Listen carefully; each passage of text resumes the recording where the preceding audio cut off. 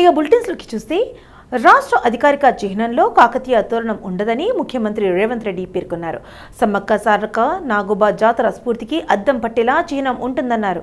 పోరాటాలు త్యాగాలకు ప్రతిబింబంగా అధికారిక చిహ్నం ఉంటుందని సీఎం పేర్కొన్నారు. ఢిల్లీలో మీడియాతో చిట్ చాట్ సందర్భంగా రేవంత్ ఈ వ్యాఖ్యలు చేశారు. తెలంగాణ గేయానికి సంగీతం సమకూర్చడం సహా మొత్తం వ్యవహారాన్ని అందేశ్రీకే అప్పగించామని రేవంత్ రెడ్డి తెలిపారు. అందేశ్రీనే కీరవాణికి ఎంపిక చేశారు. కీరవాణి వ్యవహారంతో నాకు సంబంధం లేదు, ఎవరితో సంగీతం చేయించుకోవాలనేది అందేశ్రీ నిర్ణయించాలనే వదిలేశాను అని పేర్కొన్నారు. ఆదిలాబాద్లో రైతన్నలపై లాఠీచార్జ్ని బీఆర్ఎస్ వర్కింగ్ ప్రెసిడెంట్ కేటీఆర్ తీవ్రంగా ఖండించారు. రైతన్నలపైన దాడి చేసిన ప్రభుత్వం వెంటనే క్షమాపణ చెప్పాలని ఆయన డిమాండ్ చేశారు. రాష్ట్రంలో రైతన్నలపై దాడులు జరుగుతుంటే ముఖ్యమంత్రి ఇతర రాష్ట్రాల్లో ఎన్నికల ప్రచారం, ఢిల్లీ పర్యటనలో బిజీగా ఉండడం సిగ్గుచేటని కేటీఆర్ మండిపడ్డారు. పట్టభద్రుల ఎమ్మెల్సీ ఎన్నికల్లో బీఆర్ఎస్ విజయం ఖాయమని ఎమ్మెల్సీ తాత మధు అన్నారు. ఇప్పటి వరకు జరిగిన 4 ఎన్నికల్లో బీఆర్ఎస్ అభ్యర్థులే గెలిచారని చెప్పారు. కాంగ్రెస్ పార్టీని గ్రాడ్యుయేట్స్ సత్కరించారని వెల్లడించారు. బీఆర్ఎస్ అభ్యర్థి రాకేష్ రెడ్డి మొదటి ప్రాధాన్యత ఓటుతోనే గెలుపు అందబోతున్నారని స్పష్టం చేశారు. ఎంపీ వద్దిరాజు రవిచంద్ర పార్టీ నాయకులతో కలిసి ఆయన ఖమ్మంలో మీడియాతో మాట్లాడారు. రాకేష్ రెడ్డికి మద్దతుగా తెలిపిన అందరికీ ధన్యవాదాలు తెలిపారు. కాంగ్రెస్ పార్టీ అభ్యర్థి మోసకారి అని ప్రజలకు తెలియజేస్తున్నామన్నారు. గ్రాడ్యుయేట్లందరూ కూడా బీఆర్ఎస్ పార్టీ అభ్యర్థి వైపు మొగ్గు చూపటం జరిగింది. ఎక్కడికి వెళ్ళినా రాకేష్ రెడ్డి గారికి అన్ని రకాల శ్రేణుల నుంచి వచ్చినటువంటి సమాచారం, మెజారిటీ గ్రాడ్యుయేట్ ఓటర్లు రాకేష్ రెడ్డి గారి వైపు మొగ్గారనేటువంటిది వాస్తవం. ముఖ్యంగా ఈ ఎన్నికల ప్రచారంలో ఒక మంచి అభ్యర్థిని పెట్టి శాసన మండలికి ఒక క్యారెక్టర్ ఉన్నటువంటి, సమాజం పట్ల అవగాహన ఉన్నటువంటి, విద్యావంతుడైనటువంటి వ్యక్తిని శాసన మండలికి పంపించాలని కేసీఆర్ గారు నిర్ణయించడం పట్ల ఆ నిర్ణయమే ఇవాళ గ్రాడ్యుయేట్స్ అందరూ కూడా రాకేష్ రెడ్డి గారికి ఓటు వేసేటువంటి నిర్ణయానికి రావటం అనేది జరిగింది. ముందుగా మా పార్టీ వ్యవస్థాపక అధ్యక్షులు, తెలంగాణ రాష్ట్ర తొలి ముఖ్యమంత్రి వర్యులు కేసీఆర్ గారికి బీఆర్ఎస్ పార్టీ ఉమ్మడి జిల్లా తరపున వారికి ప్రత్యేక కృతజ్ఞత తెలియజేస్తున్నాం. అలాగే ఈ ఎన్నికల్లో పార్టీ శ్రేణుల్ని ఉత్తేజపరిచి నడిపించి, పార్టీ అధికారంలో లేకపోయినా అధికార పార్టీకి పోటీగా కార్యక్రమాలు నిర్వహించడానికి నాయకత్వం వహించినటువంటి మా పార్టీ వర్కింగ్ ప్రెసిడెంట్ కేటీఆర్ గారికి, పార్టీ వ్యవస్థాపక నాయకులు మాజీ మంత్రివర్యులు తన్నీర్ హరీష్ రావు గారికి, పార్టీ రాష్ట్ర ప్రధాన కార్యదర్శి జనగామ శాసనసభ్యులు పల్లా రాజేశ్వర్ రెడ్డి గారికి, అలాగే పేదల గొంతుకుగానిచ్చి ఈ జిల్లాలో మా విజ్ఞప్తిని మన్నించి వచ్చి ప్రచారంలో పాల్గొన్నటువంటి పెద్దలు ఆర్ఎస్ ప్రవీణ్ కుమార్ గారికి ప్రత్యేక ధన్యవాదాలు, కృతజ్ఞత తెలియజేస్తున్నాం. ఫోన్ ట్యాపింగ్ కేసు మరోసారి రాష్ట్ర రాజకీయాల్లో ప్రకంపనలు సృష్టిస్తుంది. ఈ కేసులో ఇంటెలిజెన్స్ అదుపున ఎస్పీ భుజంగరావు వాంగ్మూలంలో వీసిపోతూ అంశాలను వెలుగుచూశాయి. బీఆర్ఎస్ పార్టీకి వ్యతిరేకంగా పనిచేసే వారి ఫోన్లను ట్యాప్ చేసినట్లు భుజంగరావు అంగీకరించారు. ఎలాగైనా నారే మూడోసారి బీఆర్ఎస్ను అధికారంలోకి తెచ్చేందుకు ప్లాన్ చేశామని ప్రణీత్ రావు సహకారంతో ట్యాపింగ్ చేసినట్లు భుజంగరావు కన్ఫెక్షన్ రిపోర్టులలో అధికారులు పేర్కొన్నారు. బీజేపీ, కాంగ్రెస్ పార్టీలకు ఆర్థిక సాయం అందించే వారి ఫోన్లను ప్రతిపక్ష నేతలు, విద్యార్థుల నాయకులు, జర్నలిస్టుల ఫోన్లు ట్యాప్ చేశామని, ప్రతిపక్ష నేతల కుటుంబ సభ్యుల ఫోన్లు, వాహనాలను ట్రాక్ చేసినట్లు తెలిపారు.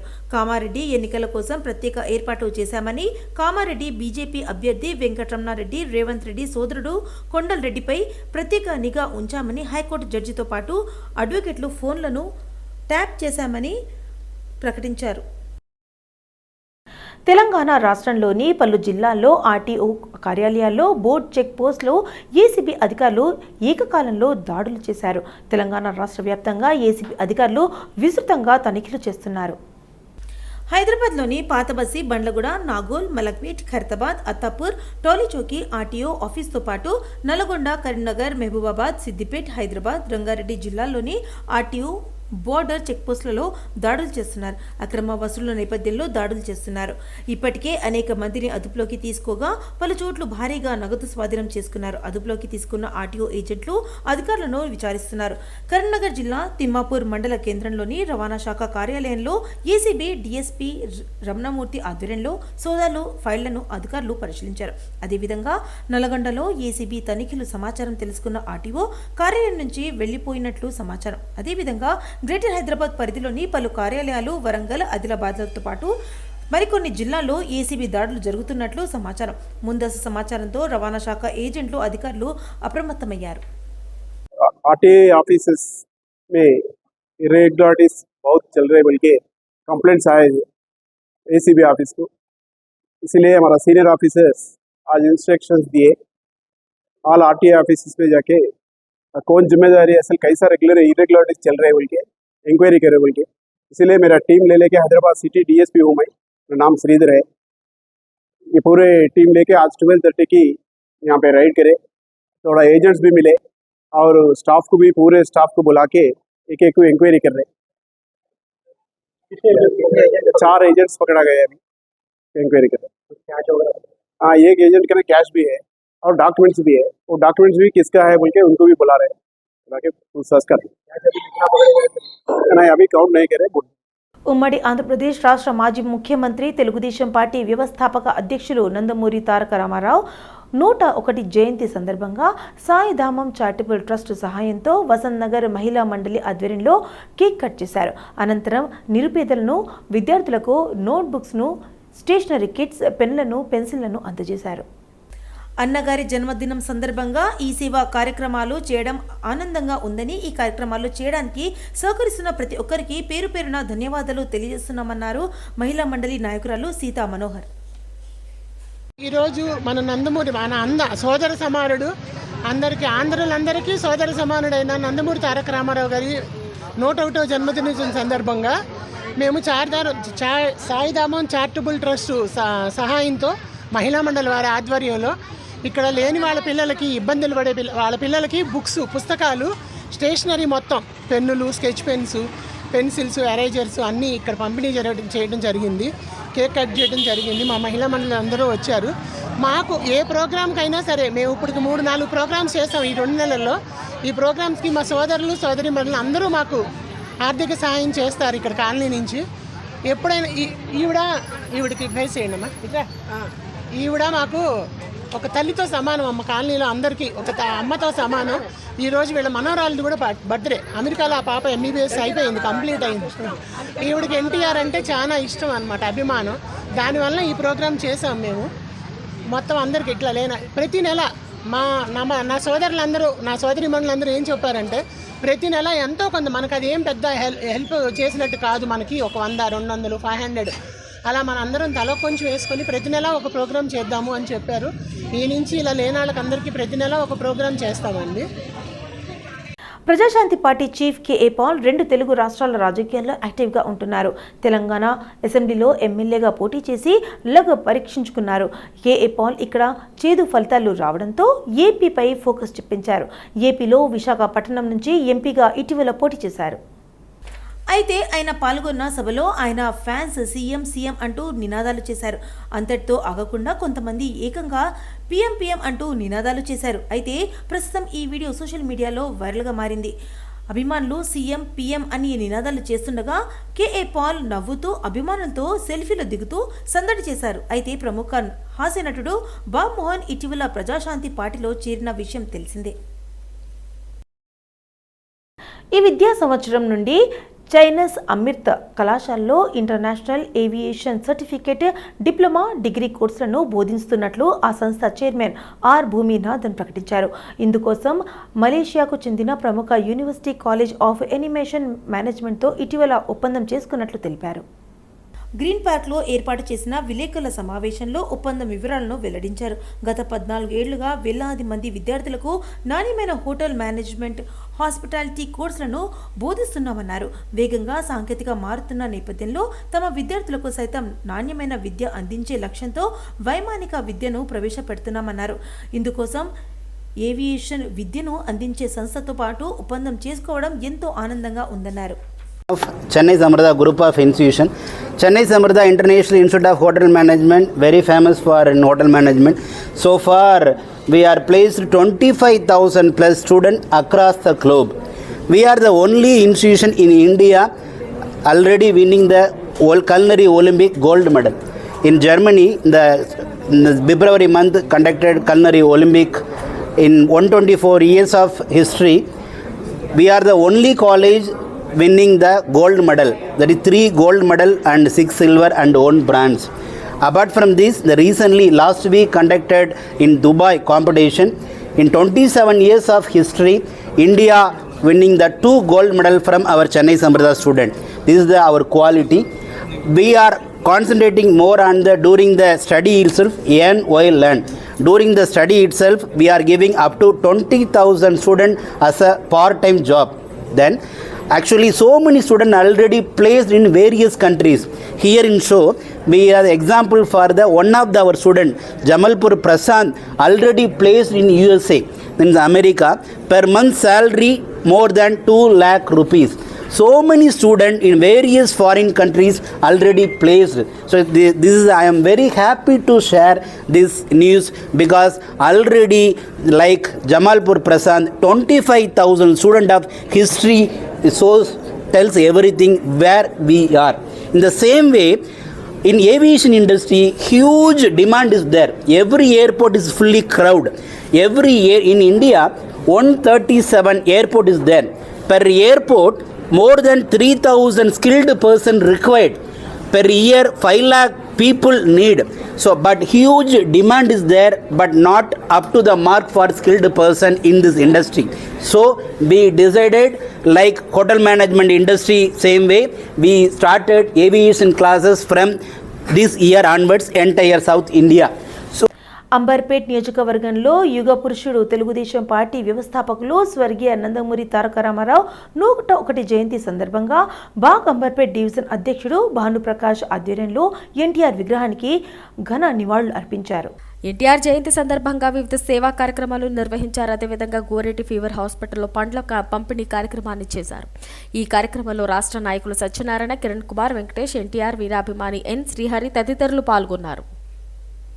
తేజమయంగా నలుమూలన చాటి చెప్పిన మన స్వర్గీయ నందమూరి తారక రామారావు గారు ఈరోజు 101 జయంతి సందర్భంగా మమ్మల్పి నియోజకవర్గంలో పలు సేవా కార్యక్రమాలు నిర్వహించి ఆయనకు ఘనంగా నివాళులు అర్పించడం, దానికి గాను మా రాష్ట్ర నాయకులు, నగర నాయకులు అందరు కలిసి కూడా ఆయన జీవిత ఆశయాలన్నీ ముందుకు సాగతీసుకోవాలని, ముందు కూడా తెలుగుదేశాన్ని ముందుకు తీసుకెళ్లాలని మా యొక్క వినపము.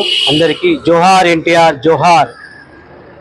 ప్రకాష్, తెలుగుదేశం పార్టీ అంబర్పేట్. ఈరోజు నట సార్వభౌముడు 101వ జయంతి సందర్భంగా ఈరోజు మేము కొన్ని సేవా కార్యక్రమాలు ఫీవర్ హాస్పిటల్, మా కాన్స్టిట్యున్సీ పరిధిలో ఫీవర్ హాస్పిటల్లో పండ్ల పంపిణీ కార్యక్రమం మరియు వివిధ సేవా కార్యక్రమాలు నియోజకవర్గాలుగా డివిజన్ వారీగా, మరియు ఈరోజు మన అంబర్పేట ఒడ్డున ఉన్న విగ్రహానికి పూలమాల వేసి మా సహచర సీనియర్ నాయకులతో మేము ఈరోజు నివాళులు అర్పించడం జరిగింది. జై తెలుగుదేశం, జై చంద్రబాబు, జోహార్ ఎన్టీఆర్, జోహార్ జోహార్. హైదరాబాద్లోని ప్రజాభవన్ బెదిరింపు కాల్ కలకలం రేపింది. కాసేపట్లో ప్రజాభవన్ పేలిపోతుందంటూ పోలీస్ కంట్రోల్ రూమ్కి ఓ అగంతకుడు ఫోన్ చేసి బెదిరించాడు. దీంతో అప్రమత్తమైన పోలీసులు బాంబ్ స్క్వాడ్ ద్వారా తనిఖీలు చేపట్టారు. అయితే ఇది ఫేక్ కాల్ అని అధికారులు గుర్తించారు. దీంతో అంతా ఊపిరి పీల్చుకున్నారు. ఫోన్ చేసిన అగంతకుడిని పట్టుకునేందుకు పోలీసులు ప్రయత్నిస్తున్నారు. కాగా ఈ భవనం గతంలో ప్రగతి భవన్గా ఉండగా కాంగ్రెస్ ప్రభుత్వం అయిన తర్వాత జ్యోతిరావు ఫూలే ప్రజాభవన్గా మారుస్తూ ముఖ్యమంత్రి రేవంత్ రెడ్డి నిర్ణయం తీసుకున్నారు. అలాగే ప్రజాభవన్ ముందు ఉన్న ఇనుప కంచెలను కూడా తొలగించి వేసేశారు. ప్రస్తుతం ప్రజాభవన్ డిప్యూటీ సీఎం భట్టి విక్రమార్క ఒక అధికార నివాసకంగా కొనసాగుతుంది. బీఆర్ఎస్ ఎమ్మెల్యే గూడెం మహిపాల్ రెడ్డి సోదరుడు మధుసూదన్ రెడ్డి అక్రమ మైనింగ్ దందా లెక్క తేలింది. అధికారాన్ని అడ్డం పెట్టుకుని విచ్చలవిడిగా అక్రమ తవ్వకాలతో ఎగవేసిన సినరేజీ అందుకున్న జరిమానాలు అన్నీ కలిసి 341.25 కోట్లు చెల్లించాలని మధుసూదన్ రెడ్డికి చెందిన Santosh granite sound supply company భూగర్భ గనుల శాఖ నోటీసులు జారీ చేసింది. మధుసూదన్ రెడ్డి పటాన్చెరు మండలం లక్షారంలో సర్వే నంబర్ 738లో 4.23 హెక్టార్ల భూమిని లీజుకు తీసుకున్నారు. ఈ క్వారీలో అనుమతికి మించి తవ్వకాలు చేపట్టారు. నిర్ణీత సరిహద్దులను దాటి విచ్చలవిడిగా తొడేశారు. రాజకీయ అండదండలతో అడ్డు అదుపు లేకుండా ఏళ్ల తరబడి ఈ అక్రమ మైనింగ్ దందా కొనసాగింది. మధుసూదన్ రెడ్డికి సంబంధించిన ఈ క్వారీని పరిశీలిస్తే సింగరేణి ఓపెన్ కాస్ట్ గనులకు ఏమాత్రం తీసిపోని స్థాయిలో అక్రమ తవ్వకాలు జరిగాయంటే ఏ స్థాయిలో ఖనిజ సంపద దోపిడీకి గురైందో అర్థం చేసుకోవచ్చు.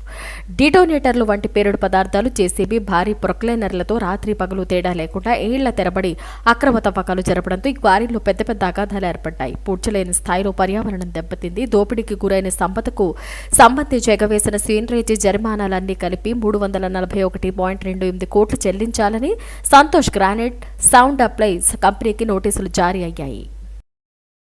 ఆల్వాలోని అంబేద్కర్ యువజన సంఘం ఆధ్వర్యంలో స్వర్గీయ రామాబాయి అంబేద్కర్ 89వ వర్ధంతి, చాచా నెహ్రూ 60వ వర్ధంతిని అంబేద్కర్ నగర్లో ఘనంగా నిర్వహించిన వారికి నివాళులు అర్పించారు.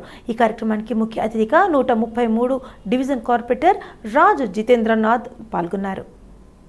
నివాళులర్పించిన వారిలో కాంగ్రెస్ సీనియర్ నాయకులు చంద్రశేఖర్, మాజీ కౌన్సిలర్ సూర్యకిరణ్, సర్కిల్ అధ్యక్షుడు Nimma Ashok Reddy, Congress party co convener C L Yadagiri, Chittibabu, Krishnagoud, Nageswararao, Sivashankar, Surender Reddy, Afsar, Yadulaiah, R Balaraju, Shakuntala, Ambedkar Nagar colony అధ్యక్షుడు జి రాజయ్య పాల్గొన్నారు. 89వ వర్ధంతి మన రమాబాయి గారిది ఇక్కడ అంబేద్కర్ నగర్లో మన అల్వాల్ సర్కిల్లో జరుపుకుంటున్నాం. 3 సర్కిల్స్ నుంచి విచ్చేసిన మా సీనియర్ నాయకులందరూ కూడా సిఎల్ యాదగిరి అన్నగారు, అఫ్సర్ అన్నగారు, సురేందర్ అన్నగారు, చంద్రశేఖర్ అన్నగారు, చిట్టిబాబు అన్నగారు, నాగేశ్వరరావు గారు, మరి సీనియర్ నాయకులందరికీ కూడా పేరు పేరున మా వందనాలు. మరి మనము ప్రతిసారి ఇక్కడ అంబేద్కర్ వర్ధంతి కానీ, జయంతి కానీ, జ్యోతిరావు పూలే వర్ధంతి కానీ చాలా పెద్ద ఎత్తున సిఎల్ యాదగిరి గారు ఎంత టైం ఉన్నా కానీ అందరినీ పిలుచుకొని చేయడం చాలా ప్రముఖంగా చేస్తూ ఉంటాం మనం 133 డివిజన్లో. మరి అన్న మన రమాబాయి గురించి ప్రతి ఒక్కటి వివరంగా ఒక్కొక్క రూపాయి ఎలా జమ చేసి తన అంబేద్కర్ గారిని ముందెలా నడిపించిందో చెప్పాడు. మరి ఆమెకు కూడా మా అందరి తరఫున కూడా ఇవాళ వర్ధంతి తరఫున మేము అలా జోహార్లు తెలియజేస్తూ సెలవు తీసుకుంటాం. Thank you. చంద్రశేఖర్ అన్న చాలా క్లుప్తంగా మాట్లాడారు. మరి నేను 2 విషయాలు చెప్పి ముగిస్తాను. ఎందుకంటే రమాబాయి గారు తన పిడికలు ఇప్పటివరకు నాగేశ్వరరావు గారు చెప్పినట్టు పిడికలు కొడుతూ ఆయన సంసారము వెళ్ళదీసుకునేది. బాబాసాహెబ్ అంబేద్కర్ గారు ఒక పైస కూడా ఇవ్వకపోయేది. కానీ ఆయనకే ఉన్నతమైన చదువులు చదవడానికి మరి రమాబాయి తను అమ్మిన పిడికలలో పైసలు వచ్చిన వాటిని ఖర్చులకు పంపించేది. ఆ విధంగా బాబాసాహెబ్ అంబేద్కర్ గారు మరి ప్రపంచంలోనే ఎనలేని చదువులు చదివినటువంటి మరి బాబాసాహెబ్ అంబేద్కర్ గారు, కార్ల్ మార్క్స్ గారు ఇద్దరే ఉన్నారు. వీళ్ళను దాటి ఇంతవరకు కూడా మరి ఎవరు పై చదువులు చదవలేదు. మరి అలాంటి చదువులు రచించి ఆయన ఈ యొక్క దేశానికి సబ్బండ కులాల వర్గాల కోసం, మతాల కోసం వాళ్ళ హక్కులన్నీ రాజ్యాంగంలో పొందుపరిచి మరి మనకు రాజ్యాంగం అందించినటువంటి వ్యక్తి బాబాసాహెబ్ అంబేద్కర్ గారు. ఒక మాటలలో రమాబాయి ఏమంటుందంటే తన కొడుకు చనిపోయినప్పుడు మరి మీద పైన తెల్ల బట్ట కప్పుతాం సామాన్యంగా. ఆ బట్ట కప్పడానికి కూడా డబ్బులు లేకుంటే ఆ తల్లి తన కొంగును చింపి ఆ బిడ్డ మీద కప్పి శవాన్ని తీసుకెళ్తారు. అలాంటి పరిస్థితుల్లో మరి ఈరోజు చూస్తూ ఉన్నాం. మనం కూడా మన ఇళ్లల్లో మన సహచరులను, మన భార్యలు ఏ విధంగా 24 గంటలు పనిచేస్తారో మనం చూస్తూ ఉంటాం. కంటోన్మెంట్ నియోజకవర్గం సీతారామపురంలో వీరాంజనేయ శివ పంచాయతీయాన ఆదిత్య నవగ్రహ దేవాలయ కమిటీ ఆధ్వర్యంలో ఘనంగా వార్షికోత్సవం నిర్వహించారు. అధ్యక్షులు శంకర్ గౌడ్ అధ్యక్షతన దేవాలయం 22వ వార్షికోత్సవం జరిగింది. ఈ కార్యక్రమానికి ముఖ్య అతిథిగా కాంగ్రెస్ పార్టీ ఎమ్మెల్యే అభ్యర్థి శ్రీ గణేష్ పాల్గొని ప్రత్యేక పూజలు నిర్వహించారు. అనంతరం ఆయన అన్నదాన కార్యక్రమాల్లో పాల్గొన్నారు. ఈ కార్యక్రమంలో దేవాలయ కమిటీ ఉపాధ్యక్షుడు శేఖర్, సెక్రటరీ సాయిబాబా యాదవ్, జి కృష్ణ, విజయరాజు, కోశాధికారి నాగభూషణం, భక్తులు అధిక సంఖ్యలో పాల్గొన్నారు. వరల్డ్ హంగర్ డే పురస్కరించుకొని సోమాజిగూడలోని మలబార్ గోల్డ్ అండ్ డైమండ్స్ షోరూంలో కార్యక్రమం నిర్వహించారు. ఈ కార్యక్రమంలో ముఖ్య అతిథులుగా గజ్రావ్, భూపాల్, ప్రవీణ్, సిరాజు పాల్గొని హంగర్ ఫ్రీ వరల్డ్ లోగోను ఆవిష్కరించారు. ఐక్యరాజ్య సమితి సస్టైనబుల్ డెవలప్మెంట్ గోల్ 2.0 హంగర్ ప్రోగ్రాంకి మద్దతుగా ప్రారంభించిన ఈ ప్రతిష్టాత్మక కార్యక్రమం కింద ప్రస్తుతం 31,000 ఆహార ప్యాకెట్లు పంపిణీ చేస్తున్నట్టు తెలిపారు. ఇకపై ఈ సంఖ్యను పెంచుతూ 51,000 పౌష్టిక ఆహార ప్యాకెట్లు పంపిణీ చేయబోతున్నట్టు సందర్భంగా తెలిపారు. థనల్ దయా రిహాబిలేషన్ ట్రస్ట్ సహాయంతో హంగర్ ఫ్రీ వరల్డ్ ప్రోగ్రాంను అమలు చేస్తున్నామని అన్నారు. ఇలాంటి సామాజిక సంక్షేమ కార్యక్రమాల కోసం ఇప్పటికే 246 కోట్ల రూపాయలను మలబార్ గ్రూప్ ఖర్చు చేసిందని ఈ సందర్భంగా తెలిపారు. It's an honor to be in this occasion. In fact, when Mr. Siraj told that there's a CSR initiative, typically every company has a CSR budget and CSR mandate to do it. But I was very glad to hear that you allocate 5% of your total profit, because mandatorily it is 2%, so it's much more than what is required. That is one. Secondly, you chose a kind of initiative, like, if you feed the hungry, I mean, that is one of the biggest karma, punya that you can kind of get. And this good karma is not just for Malabar Group promoters, the staff, but it's also for the customers. So when we kind of buy something, in fact, I'm a regular customer there, so it feels quite, great. Malnourishment, which face improper nourishment more than malnourishment. There are targeted groups where some children, especially when they are adolescent age, especially girls, where they need more nutrition than they what normally needs. That is the unmet need, and I'm very happy that Malabar Gold and Diamond has specifically targeted adolescent girls and also old age people for their initiative, and I congratulate them once again. Thank you very much. Jawahar Nagar police station పరిధిలోని దమ్మాయిగూడ సాయి సిద్ధార్థ్ నగర్ కాలనీలో భారీ చోరీ జరిగింది. నిన్న మధ్యాహ్నం సిద్దిపేటలోని ఫంక్షన్కు రవీంద్ర కుటుంబం సభ్యులు అందరూ కలిసి ఊరికి వెళ్లారు. తిరిగి ఈ రోజు ఉదయం 7 గంటలకు ఇంటికి వచ్చి చూసేసరికి మెయిన్ డోర్ బ్రేక్ అయినట్టుగా గుర్తించారు. చోరీ జరిగిందని గుర్తించిన కుటుంబ సభ్యులు సమాచారం పోలీసులకు అందించడంతో ఘటనా స్థలానికి చేరుకుని పోలీసులు దర్యాప్తు చేశారు. 30 తులాల బంగారు ఆభరణాలు, 6 లక్షల నగదులు, 50 తులాల వెండి బంగారం ఎత్తుకెళ్లినట్లు పోలీసులకి తెలిపారు.